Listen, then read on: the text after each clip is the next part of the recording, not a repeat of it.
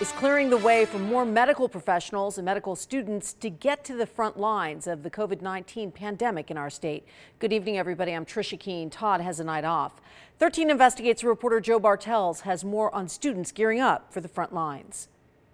For me, this is personal. I want to go into emergency medicine, and so I know my future colleagues are on the front line right now. Lauren Hollyfield is about to enter her 4th year at the UNLV School of Medicine, the very first class to graduate, in fact. She's part of the battle-born medical corps, so to speak. Because I'm from Nevada. I went to middle school here, I went to Bishop Gorman for high school, and the same is true for most of my classmates. Hollyfield won't graduate until next year, but that's not stopping her and her classmates from hitting the front lines in support roles. We're actually spending time at the coronavirus screening call center, taking 2,000 to 3,000 calls a day of people in the community that suspect that they might have coronavirus. We go through the CDC screening guidelines with them to ask them various questions to determine whether or not they are eligible to get the drive-through test.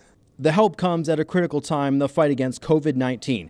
According to this letter obtained by 13 Investigates, the Nevada State Medical Association, which represents nearly 2,000 medical professionals, is praising aggressive prevention actions by Governor Steve Sisolak, including, quote, proactive steps to ease the licensure process for medical professionals who are not currently practicing in Nevada and providing a path for medical students to actively contribute to the pandemic's response efforts. I have a medical license in Louisiana that I've had for 25 years.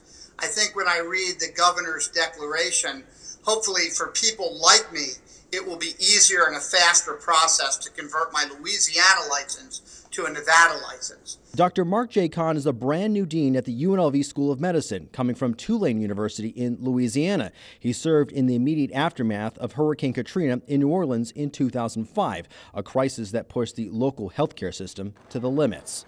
Clearly some similarities and some notable differences. One of the most notable differences is, whereas Katrina was a very local event, Joe, this is very clearly a global event. Kahn says the governor's declaration allows 4th-year medical students, such as those at Touro University in Henderson, to begin practicing medicine earlier than normal to fill their critical needs during the COVID-19 pandemic in Nevada.